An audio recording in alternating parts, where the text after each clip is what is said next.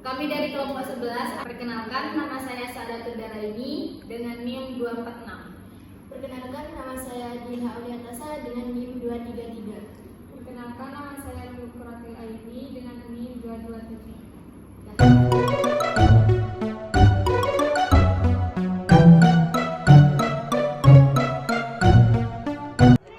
Di sini saya akan menjelaskan tentang pasar oligopoli. Pasar oligopoli yaitu jenis pasar di mana jumlah produsen atau penjualnya lebih sedikit, sedangkan pembelinya relatif banyak. Pasar oligopoli adalah kondisi pasar di mana komoditas hanya dikuasai oleh beberapa perusahaan saja. Kondisi ini membuat persaingan harga di pasar menjadi tidak seimbang. Ada kalanya pasar oligopoli terdiri dari dua perusahaan, yaitu pasar ini bisa disebut dengan pasar duopoli. Adapun karakteristik dari pasar oligopoli, yang pertama ada sedikit perusahaan di dalam pasar, sehingga aksi perusahaan satu dengan perusahaan lain akan memengaruhi. Yang kedua, produk yang dihasilkan bisa tidak homogen. Dan yang ketiga, terdapat hambatan yang cukup kuat untuk menghalangi perusahaan baru memasuki pasar oligopoli. Hambatannya itu bisa berupa hak paten, modal yang terlalu besar, reputasi, dan lain-lain. Contoh dari pasar oligopoli yang pertama, perusahaan kendaraan bermotor, komputer, semen, kartu SIM card, dan lain-lain. Ada dua jenis pasar oligopoli. Yang pertama, pasar oligopoli murni. Yang kedua, pasar oligopoli diferensial. Pasar oligopoli murni menjual barang yang homogen. Contohnya seperti pasar semen, produsen bensin. Dan pasar oligopoli diferensial yaitu menjual barang berbeda corak. Contohnya pasar mobil dan pasar sepeda motor. Jenis pasar oligopoli ada dua, yaitu oligopoli dengan kesepakatan dan oligopoli tanpa kesepakatan. Oligopoli dengan kesepakatan yaitu kesepakatan antar perusahaan, biasanya berupa harga dan produksi dengan tujuan menghindari perang biaya yang akan merugikan kedua perusahaan. Contohnya semen dan bensin. Oligopoli tanpa kesepakatan, yaitu persaingan antar perusahaan, biasanya berupa harga dan jumlah produksi yang dihasilkan, contohnya mobil dan motor. Skala ekonomis. Skala ekonomis, makin rendah biaya per unit produksi, maka harga jual bisa semakin rendah. Jika terdapat permintaan tambahan, perusahaan memiliki kesempatan untuk merebut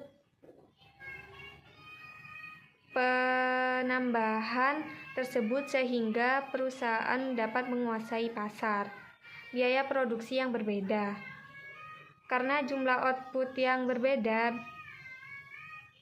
biaya bisa berbeda dengan tingkat output yang sama. Pengetahuan lebih dalam, pekerjaannya lebih berpengalaman, akses dana dan bahan baku lebih mudah. Keistimewaan produksi sangat terkenal, produknya rumit, menghasilkan banyak produk yang sejenis. Model kurva permintaan terpatah dikemukakan oleh Paul Sweezy 1939. Harga bersifat kaku. Apabila suatu perusahaan di oligopoli menaikkan harga, maka perusahaan tersebut akan kehilangan hampir seluruh pelanggannya. Karena perusahaan yang lain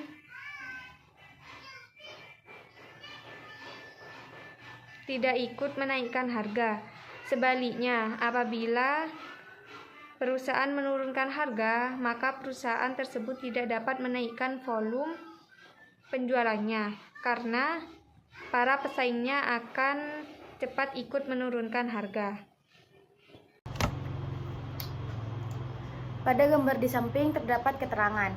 Yang pertama D1. Bila D1 mengubah harga, perusahaan lain tidak mengikuti. Yang kedua D2. Bila mengubah harga, perusahaan lain akan mengikuti. Misal, harga PO dan QO turun jadi P1. C1. Jika perusahaan lain tidak menurunkan harga, turun jadi P1. C. Jika perusahaan lain menurunkan harga, naik jadi P3. A1. Jika perusahaan lain tidak menaikkan harga, dan naik jadi P3. A. Bila perusahaan lain menaikkan harga, sehingga kurva permintaan D1, E, D2. Lalu pada gambar kedua yaitu terdapat keterangan MC0 yaitu artinya keuntungan maksimum. MC0 sama dengan MR, P0, Q0. Biaya produksi naik, MC2 tetap, P0, Q0. Bila kurva biaya marginal tidak di atas MC2 dan di bawah MC1 atau di antaranya A1 dan A2, keseimbangan tidak berubah. Tingkat harga bersifat rigid yaitu sukar mengalami perubahan. Baik, selanjutnya adalah kelebihan dan kekurangan oligopoli. Kelebihan yang pertama, persaingan yang ketat menjadikan setiap perusahaan sangat mengupayakan inovasi dan menjaga kualitas terbaiknya. Yang kedua, harga produk menjadi lebih sesuai dengan keinginan konsumen karena persaingan antar produsen yang ketat membuat masing-masing produsen tidak mau mematok harga terlalu tinggi.